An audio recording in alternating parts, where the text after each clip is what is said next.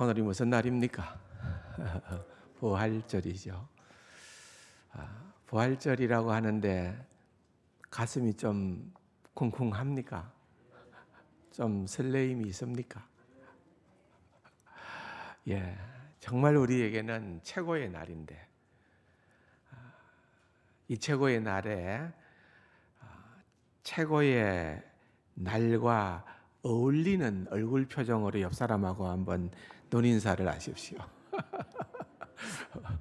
예, 그분에게서 부활의 메시지가 막 쏟아져 나옵니까? 그렇지 않으면은 뭔가가 죽음에 속한 단어들이 자꾸만 연상이 되면 안 되겠지요.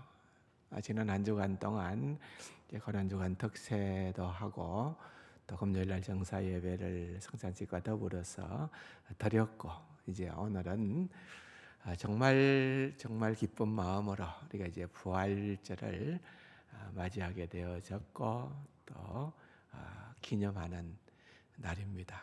사실은 하나님의 백성에게 있어서 주께서 우리를 구원하시고 또 하나님의 자녀 삼아주신 것 가운데에서 최고의 선물이죠. 최고의 선물. 영생을 누리고 살아가는 자들에게 있어서 정말 이것보다 더 귀하고 아름다운 일이 어디 있을까 그렇게 생각을 하는데 아무튼 참 이것은 인간적으로는 수용하고 믿기가 참 어려운 주제입니다. 여러분들이 우리 주님께서 십자가에서 죽으셨고 부활하셨다는 사실이 조금도 추워도 의심 없이 믿어집니까? 믿어져요. 큰 은혜입니다. 감사하시기 바랍니다. 이건 인간의 지혜와 능으로 될 수 있는 그런 일들은 분명히 아니라고 봅니다. 오늘은 이제 그 메시지를, 부활의 메시지를 요한복음 20장에 나타난 방금 읽어본 이 사건을 통해서 이제 한 여인 막달라 마리아를 중심으로 해서 한 여인을 생각을 하면서 우리가 말씀을 쫓아가면서 또 그 말씀 속에 담겨 있는 비밀들을 함께 깨달아 알아가는 그런 시간이 되면은 좋겠다 생각을 하는 겁니다.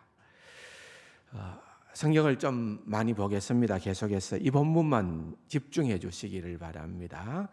1절을 시작합니다. 안식 후 첫날이라 그랬지요. 안식 후 첫날. 안식 후 첫날은 언제입니까? 예, 주께서 부활하신 날이죠. 안식 후 첫날은 주의 날이죠. 주일이죠. 주일. 우리는 어떤 의미에서는 일요일보다는 정말 이것이 주일이라는 거죠. 주의 부활한 날의 줄임말이죠. 그래서 우리가 주일날 이렇게 모임을 갖게 되는 데는 의미가 있는 것인데 이제 사복음서에서나 사도행전에 계속 등장하는 안식 후 첫날이라는 표현은 주일을 의미합니다. 주일. 그런데 일찍이 아직 어두울 때, 그러니까 아직 새벽 미명이다. 아직도 이제는 어두움이 대지에 깔려 있을 그와 같은 때다 그 말이지요. 그런데 이것은 그냥 요한복음의 저자인 요한의 의도가 그냥 어떤 물리적으로 아직까지 어두운 자연현상을 우리한테 얘기하는 정도로만 얘기하고 있는 것은 아닌 것 같아요. 짐작컨대 이것은 그 속에 더 깊은 무언가를 담아둔 것 같다는 생각을 해봅니다. 어떤 걸까요? 우리의 영적인 상태가 그렇다는 거예요. 또한 지금 이 본문에 등장하는 인물들, 막달라 마리아 또는 예수님의 제자들 가운데에 베드로와 요한 수제자라고 볼 수가 있죠. 이들이 지금 예수님의 부활하심에 대한 반응들이 나타나고 있는데 그들이 아직도 이 부활이라고 하는 이 어마어마한 그런 놀라운 비밀의 진리에 대해서 사실에 대해서 아직도 눈이 어두워져 있다. 아직도 그것이 그들에게 밝히 드러나 있지 않은 때다라고 하는 것도 들어있는 것 같아요. 배경에는 그 순간 그 속에는 들어있다 이렇게도 볼 수가 있습니다. 그래서 오늘 우리가 18절까지 읽어보았는데 여러분들이 조금 더 집중해서 보면은 본다, 보았으니 보다 이런 표현들이 자꾸 등장해요. 그 뭔 말인고 하면은 저자의 의도가 거기 있습니다. 보기는 보는데 무엇을 보느냐? 보기는 보는데 어떻게 보느냐? 보기는 보는데 진짜 보느냐? 아마 그런 의도를 담고서 이 본다라는 말을 사용을 하고 있는 것 같습니다. 그런데 진짜 이 부활의 사건에 주님께서 첫 번째 목격자로 첫 번째 증인으로 불러주신 인물은 오늘 본문을 보면은 한 여인이었습니다. 이름이 뭐라고요?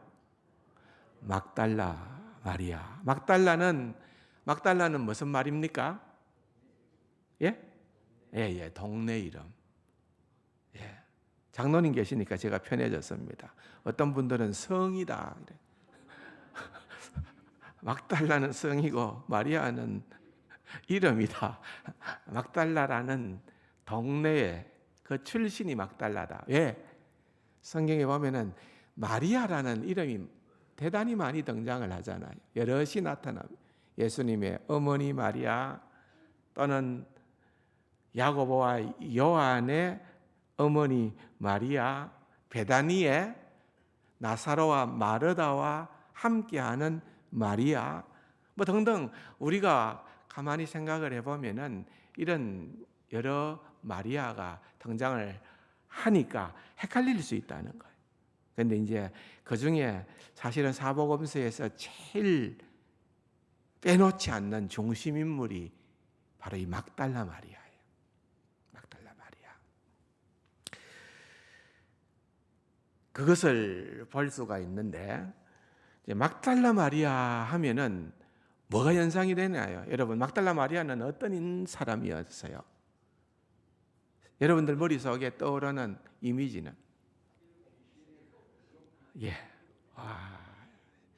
굉장합니다. 8 귀신도 아니고 7 귀신 들렸던 자였는데, 그러니까 여러분 이게 이제 귀신 들린 사람이 정상적인 삶을 살아가지는 못하는 것 아니겠어요? 그래서 군대 귀신이 걸린 사람 그라사 광인도 등장을 하는 것이고, 어쨌든 이 여인은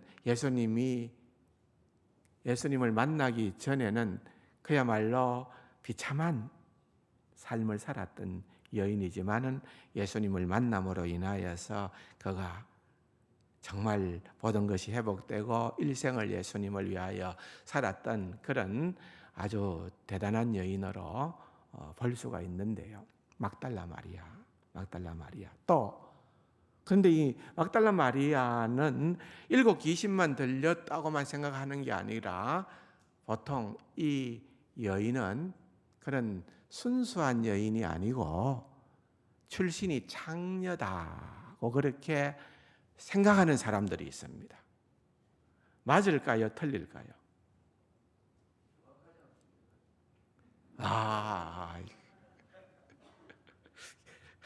감사합니다. 이거 장로님 끝까지 졸면 안 됩니다. 정확하지는 않습니다. 근데 이제 사실은 이게 기독교 역사를 보면은 재미난 게 있는데 신교와 구교가 아직 갈라지기 전입니다. 11년도니까요. 주후 그레고리 1세라고 하는 교황이 설교를 하면서 뭐 착각을 했는지 아니면은 그렇게 본인은 확신을 했는지는 모르지만은, 여러분 이제 그 성경의 사복음서에 이제 마리아가 좀 많이 등장을 하고 또 뭐 그 이름이 등장을 하지 않는데, 여러분 사복음서에 이그 옥합을 깨뜨리고 향유를 예수님의 발에든지 또는 머리에든지 이렇게 부은 여인에 대한 기록이 나옵니다. 마태와 마가복음과 누가복음은 그 여인의 이름이 등장하지 않습니다. 그런데 요한복음에는 그 이름이 등장을 해요. 그 베다니에서 사는 마리아의 집에서 일어났거든요. 그러니까 여러분 그 나사로의 동생이었던 마리아였습니다. 그런데 여러분 누가복음 7장에 보면은 이름은 등장하지 않습니다만은 어쨌든 그 사건, 그런 사건에 대한, 근데 이게 조금 묘한 거는 있습니다. 왜냐하면은 머리에 부었다 또는 발에다가 부었다, 이게 마태복음과 마가복음과 또 누가복음, 요한복음의 그런 어떤 구분이 좀 다르게 나옵니다. 그런데 발에 부었다는 것은 누가복음과 요한복음에만 나와요. 근데 누가복음의 그 여인에 대한 이름은 등장하지 않지만은 그 여인이 발에 부은 사건에 대한 것은 시간적으로 볼 때 요한복음이나 마태, 마가복음에 나타나는 그 마리아의 시간대와 시간대가 차이가 나요. 다른 사건이 전혀 별개의 사건입니다. 그래서 요한복음에서의 마리아는 또한 아니에요. 그런데 문제는 여기에 여인, 그러니까 누가복음 7장에 나와요. 7장에 보면은 예수님께서 어느 동네에 가서 시몬이라고 이름하는 한 바리새인의 집에 초대를 받습니다. 그래서 초대를 받아서 거기에서 식사를 하는데 느닷없이 초대받지 않은 한 여인이 등장을 하는데, 그 여인이 등장을 하면서 예수님에게 그러한 행위를 하는 사건이 일어나잖아요. 그런데 이름이 등장은 안 해요. 그런데 거기에 표현을 보면은 죄를 지은 여인이라고 나옵니다. 죄를 지었다. 그 당시에는 죄를 지었다라고 하는 것을 일반적으로 성적인 죄를 지었다고 그렇게도 생각하는 사람들이 많았다는 거예요. 그래서 이 여인을 그럴 수도 있고 그렇지도 않을 수도 있는데, 그렇게 그레고리 1세는 단정을 했고, 그 여인이 누가복음 8장에 보면은 막달라 마리아가 나옵니다. 그래서 누가복음 7장에 나타나는 그 여인이 누가복음 8장에 나타나는 그 여인과 동일 인물이다, 이렇게 성경을 해석을 해버린 거예요. 그러니까 졸지에 이제 막달라 마리아가 그때부터는 7 귀신이 들렸을 뿐만 아니라 그의 행위가 아주 부도덕한 창녀 출신의 여인이었다고 그렇게 사람들이 생각하기를 시작했던 겁니다. 그런데 놀라운 사실은 이제 오랜 세월이 지나고 난 다음에 캐톨릭에서 발표하기를 그때 그레고리 교황 1세가 설교했던 그 설교는 성경을 잘못 해석했다고 그렇게 공포를 했습니다. 그 여인이 누가복음 7장에 나타나는 그 이름 없는 여인이 막달라 마리아가 아니다 그 말이에요. 동일 인물이 아니다 그 말이에요. 그래서 이제 막달라 마리아에 대한 얘기가, 출신에 대한 얘기가 그런 정도로 또 좀 오해를 받아. 이게 이제 뭐 여러 가지 얘기가 나옵니다. 여러분 잘 아는 뭐 다빈치 코드, 이런 뭐 세계적으로 아주 열풍을 일으켰던 그런 어떤 주군이 없는 그런 상상 소설 가운데에서 등장하는 막달라 마리아는 그런 어떤 내용들이 많이 담겨져 있거든요. 그 전부 다 추측성이에요. 하나 또 우리가 근거가 없는 황당한 이야기들 가지고 그렇게 소설을 적었던 겁니다. 게다가 여러분 우리 또 찬송가도 보면 211장입니까? 값비싼 향유를 죽게 드린 막달라 마리아 본받아서. 그래서 우리도 가사도 보면은 그렇게 되어져 있는 찬송가가 있다는 거죠. 그러니까 이게 어떤 정확하게 성경적으로 그거를 제대로 검증된 게 아닌데 이제 찬양 가사로는 그런 식으로도 쑥 들어와 있는, 그래서 우리가 늘 부르면서 오해를 할 수도 있는 거예요. 막달라 마리아가 향유를 부은 사람이라는 어떤 구체적인 증거도 없습니다. 그 마리아의 이름은 베다니 마리아고, 앞에 나오는 무명의 사람들은 막달라 마리아와는 상관이 없다고 그렇게 또한 볼 수가 있는 것입니다. 정확한 것은 우리가 아는 것처럼 어쨌든 마가복음 16장에 보면은 예수께서 안식 후 첫날 이른 아침에 살아나신 후 전에 7 귀신을 쫓아내어 주신 누구에게? 막달라 마리아예요. 전에 7 귀신을 쫓아내어 주신 막달라 마리아에게 주님께서 나타나셨다 그 말입니다. 주님으로 말미암아 결국은 그의 인생이 바뀌었던 여인이었기 때문에 어쨌든 주님을 십자가에서 죽으시는 그 장면을 끝까지 목도했던 막달라 마리아, 십자가 현장에 있었던 기록이 나오잖아요. 얼마나 상심하고 상실된 마음으로 지금 절망하고 낭망하여 있었겠느냐 그것입니다. 그런데 다시 성경 1절로 가서 보면은 그 막달라 마리아가 무덤에 와서 돌이 무덤에서 옮겨진 것을 봤다. 무덤이 열려버렸다는 거죠. 그래서 시몬 베드로와 예수께서 사랑하시는 그 다른 제자 누굽니까? 예? 요한이 참 재미난 사람 같아요.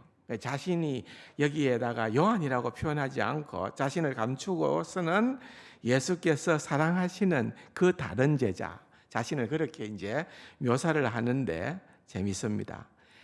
그 다른 제자에게 달려가서, 이 두 사람이 굉장히 제자들 가운데에서 중심 인물이라는 것을 이미 막달라 마리아는 알았다 이 말이지요. 그래서 사람들이 주님을 무덤에서 가져다가 어디 두었는지 우리가 알지 못하겠다. 없어졌다 이 말이에요. 사람들이 시체를 어떻게 옮겼다 이렇게 보고서는 와서 얘기를 한 겁니다. 3절 보시면은 베드로와 또 다른 제자 누굽니까? 요한. 베드로와 요한이 그 말을 듣고 나서 나가서 무덤으로 갈새. 4절 다 같이 한번 읽어봅시다. 둘이 같이 다름질 하더니 그 다른 제자가 베드로보다 더 빨리 달려가서 먼저 무덤에 이르러. 누가 빨랐다고요?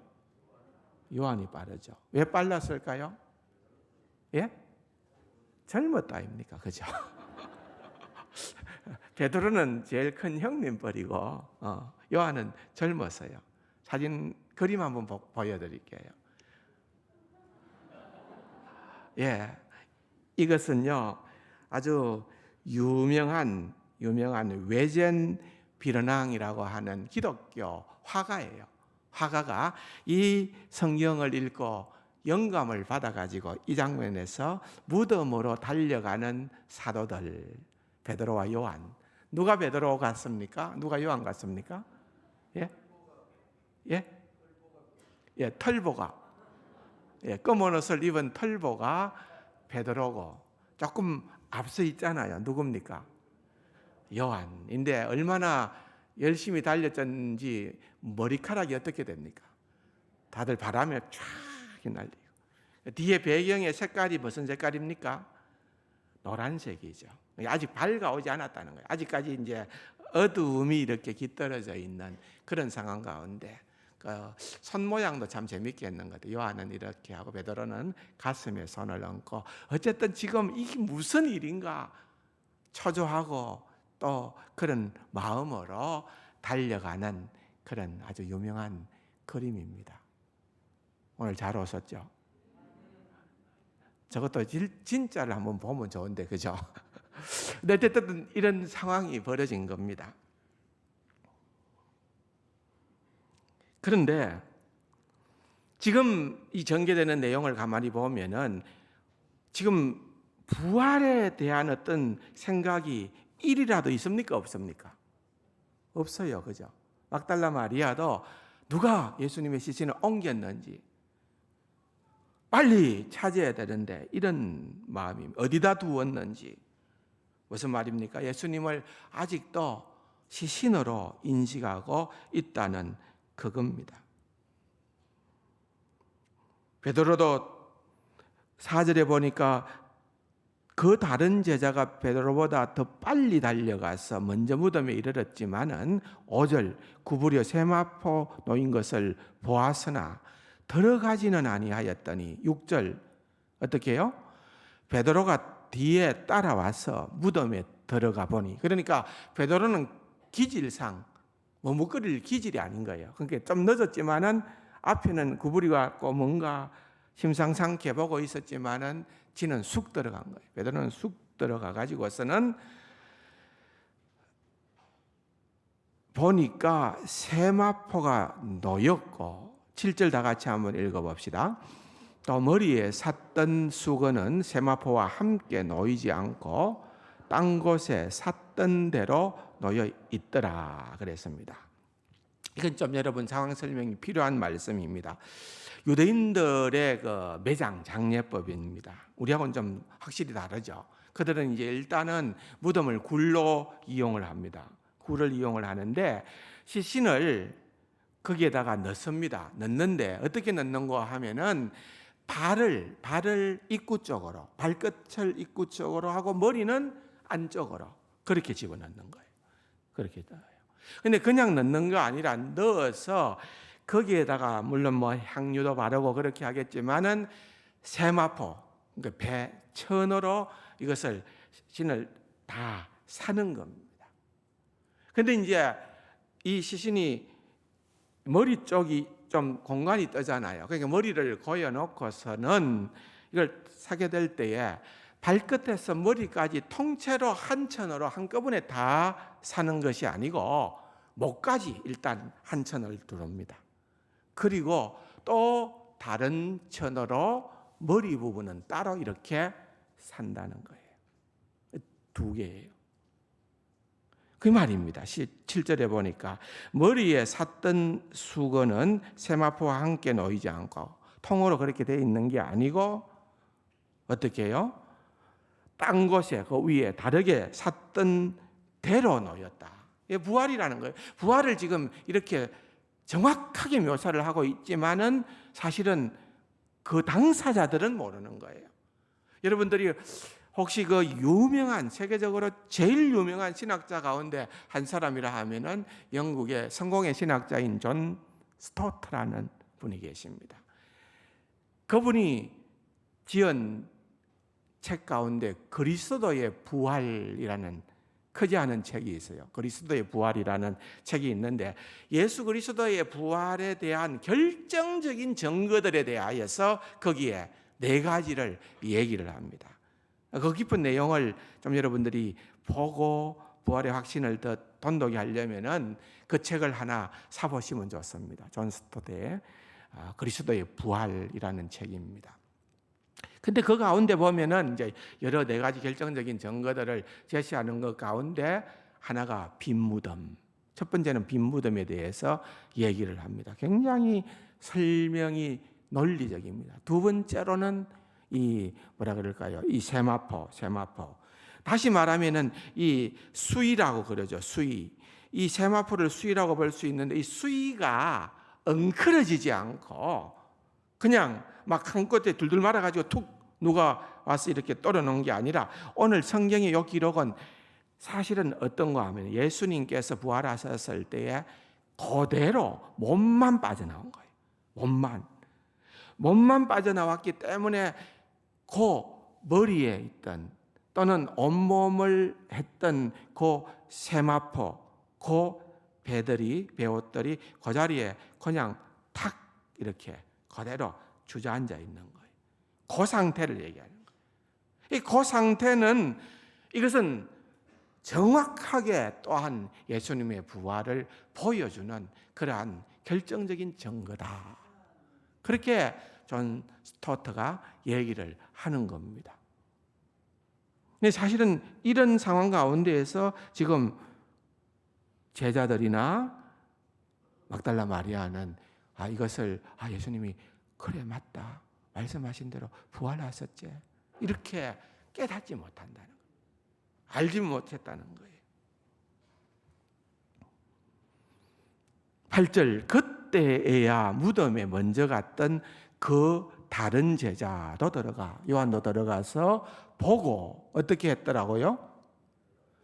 보고 뭐 했다? 믿더라. 그런데 여러분 이 말이 굉장히 오해의 소지가 있는 말입니다. 여기 믿더라라는 이 말은 부활을 믿었다는 말이 아닙니다. 우리는 그렇게 혹시 생각할 수가 있는데 부활을 믿었다는 게 아니라 뭘 믿었다? 막달라 마리아가 그들에게 와서 시신이 없어졌다고 얘기한 그 사실이 팩트였다는 것. 그게 정확하다는 것을 믿었다 그 말입니다. 부활을 믿었다 말 아니에요. 왜 그런가 하니까 그 다음 절을 보면은 그렇게 볼 수밖에 없습니다. 9절 다 같이 한번 볼까요? 그들은 성경에 그가 죽은 자 가운데서 다시 살아나야 하리라 하신 말씀을 아직 알지 못하더라. 아직 이 말씀, 주께서 죽은 자 가운데서 다시 살아나야 하리라 하는 이 말씀에 대한 인지가 없었어요. 그런 믿음이 없었어요. 그런 확신이 없었어요. 그러니까 여기에서 믿었다라고 하는 것은 예수께서 부활하셨다. 이거 보니까 예수님 부활하셨네. 그걸 믿은 게 아니고 막달라 마리아가 한 그 말이 맞구나. 뻥이 아니구나. 그렇게 믿었다. 그 말입니다.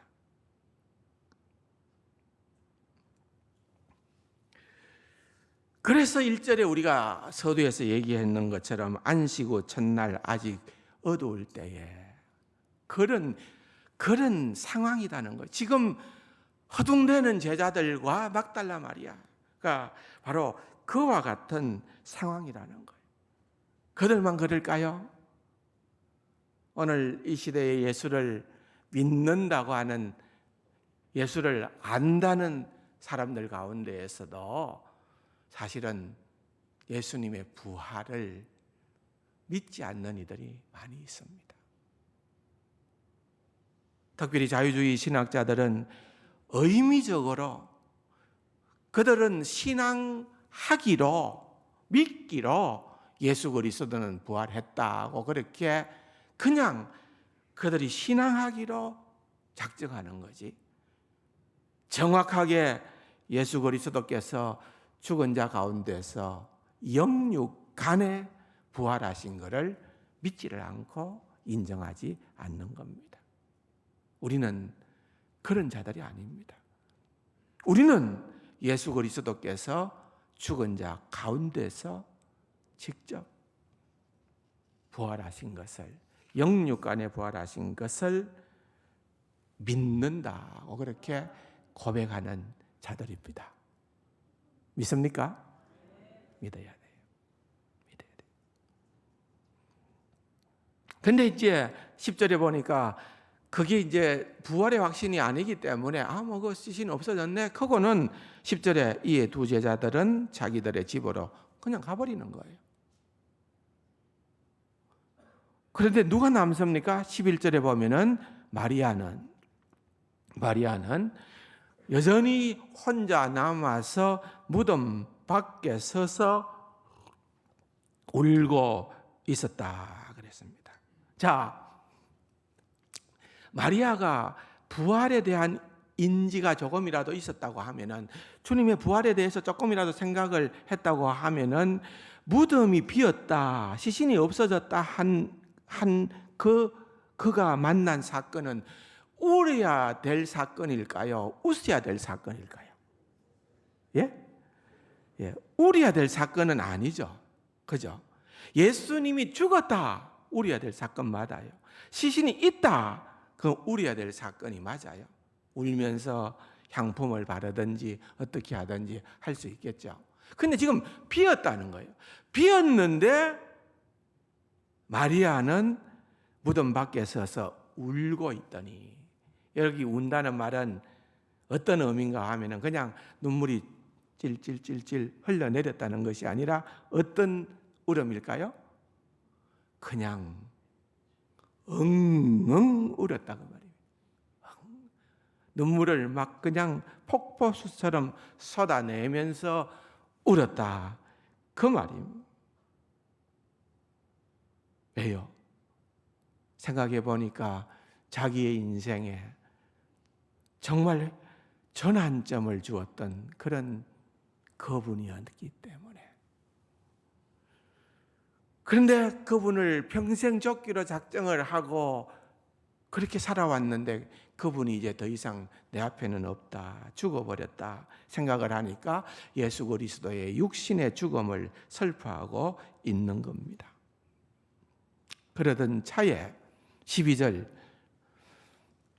흰옷 입은 두 천사가 예수의 시체 위에 있던 곳에 하나는 머리편에 하나는 발편에 앉았다. 거기서 뭘 봅니까? 천사를 봤다, 그 말이죠. 천사를 봤다. 그런데 천사를 보니까 13절에 천사들이 이르되 여자여 어찌하여 우느냐? 어떻게 대답을 합니까? 사람들이 내 주님을 어떻게 해요? 옮겨다가 어디 두었는지 내가 알지 못합니다. 부활에 대한 얘기 아니죠. 예수님이 지금 죽어서 시신이 여기에 안장되어져 있었는데 사람들이 옮겨다가 어디 두었는지 알지 못한다. 예수님의 시신이 없어졌다는 그 사실 때문에 너무나도 아파하고 슬퍼하고 있는 그런 모습입니다.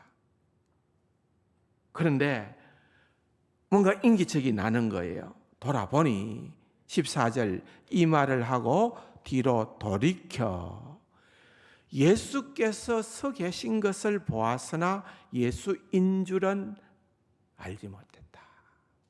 참, 이게 우리의 인생의 연약함입니다. 척 보면 예수님인 거 알잖아요. 얼마나 흠모하고 사모하고 사랑하고 예수님을 그렇게 고대했었어요. 근데 그의 인식에는 예수님은 어쨌다? 죽은 자예요, 죽은 자. 부활하여 사신 예수가 아니라 예수는, 그가 사랑하는 예수는 욕신적으로 죽은 자이기 때문에 지금 누가 서 있어도, 예수님이 서 있어도, 그분이 말씀하셔도, 그분이 보여주셔도 깨닫지 못하는 그러한 자리에 이르게 되는 것을 보게 됩니다. 굉장히 섬세하게 표현을 하고 있는 거죠. 예수께서 서 계신 것을 보았으나 예수신 줄 알지를 못했다라는 것입니다. 우리도 그럴 수 있겠죠. 신앙생활하고 예수 믿고 예배드리고 말씀 듣고 찬양하고 기도하지만은 여러분, 예수 그리스도를 진정 부활의 주님으로 만나는 그러한 놀라운 믿음의 자리에 아직도 이르지 못할 수가 있다, 그 말입니다.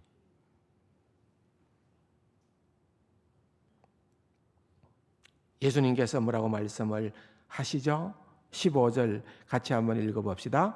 예수께서 이르시되 여자여 어찌하여 울며 누구를 찾느냐 하시니 마리아는 그가 동산직인 줄 알고 이르되 주여 당신이 옮겼거든 어디 두었는지 내게 이르소서 그리하면 내가 가져가리이다. 여러분 참 굉장한 그런 선언은 합니다. 그죠? 여인으로서 죽은 남자의 시신을 어떻게 갖고 가겠어요? 어떻게 들고 가겠어요? 어떻게 움직이겠어요? 그런데도 불구하고 그의 열정은 그렇게 주님에게 꼽혀 있기는 있는데 여러분 주님을 알지 못하는 거예요. 깨닫지 못하는 거예요. 누구로 알았다? 동산지기로 알았다. 동산지기로 알았다.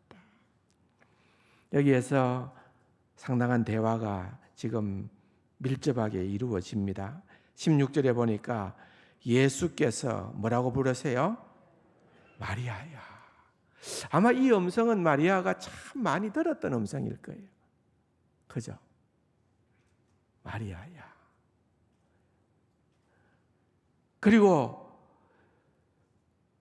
또한 마리아가 돌이켜 예수님을 향하여 뭐라고 얘기합니까? 라보니. 라보니라는 말은 선생님이여 그 말이거든요. 라보니. 그런데 마리아는 예수님을 향하여 라보니라고 얘기하고 예수님은 마리아야 했는데 다 같은 부름의 호칭이긴 하지만은 그 부름과 그 어떤 인지라고 그럴까요? 서로 느끼는 거기에는 너무나도 큰 갭이 있어요. 차이가 있다는 거예요. 무엇과도 설명할 수 없는 주님께서 마리아라고 불러주신 그 음성에는 주님의 놀라운 사랑의 음성 아니겠습니까? 너무나도 불쌍하고 너무나도 긍휼한 마음을 가지고 마리아를 따뜻하게 불러던 그런 음성이었을 텐데요. 마리아는 그러지 못한 거예요. 아직까지 그분에게 예수 그리스도의 어떤 부분이라도 찾기 위해서 시체라도 좀 찾을 수 있는 근거를 얻기 위해서 지금 그러는 거예요. 마마도 굉장히 그냥 다급하게 선생님 하면서 예수님을 붙들으려고 했던지 모르겠습니다. 왜 그런 거 하니까 그 다음 절에 보니까 17절에 예수께서 이러시되 나를 붙들지 말라. 나를 붙들지 말라. 가만히 있는데 내 붙들지 말라 이러지는 않았을 거 아니에요. 뭔가 붙들려고 하니까 나를 붙들지 말라. 내가 아직 아버지께로 올라가지 아니하였노라. 그냥 이 말도 우리가 조금 더 깊이 있게 묵상을 해야 되는 것이 그냥 예수님이 그냥 물리적으로 내 몸에 손대지 마. 내 손대면 안 돼. 이렇게 지금 그냥 금지사항으로 명하고 있는 것일까? 저는 아니라고 봅니다. 왜냐하면은 나중에 의심하는 도마에게는 못자국을 또는 옆구리에 찌른 창자국을 네가 만져봐. 만져보고 나를 의심하지 말고 믿어. 지금 그렇게 하셨잖아요. 만지게끔 했었거든요. 지금 여기에서만큼은 주님이 그렇게 하지 않은 이유는 이제 말 그대로 여기에 있는 말씀대로 내가 아버지께로 아직 올라가지 않았다. 구원을 이뤘지만은 이 구원의 궁극적인 최종 완성은 내가 아버지 앞에 서게 될 때에 하나님 앞에 서게 될 때에 비로소 그때 이루어지는 것이기 때문에 그러하다. 그렇게 지금 얘기를 하고 있는 것입니다.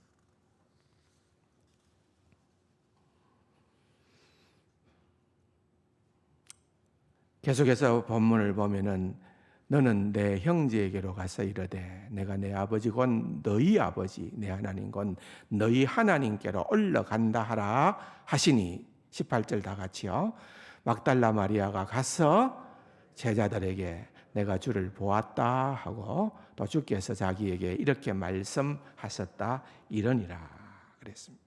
자, 이제 이 여인이 드디어 이제 부활의 주님을 만납니다. 근데 만나는데 결론 부분에서 이제는 그가 깨닫게 되어졌다는 거죠. 막달라 마리아가 가서 제자들에게 내가 주를 보았다 하고 여기 주를 부활의 주님을 얘기하는 거예요. 주께서 부활하셨다는 것을 전할 사명이다. 네가 여기서 울고 있을 때가 아니다.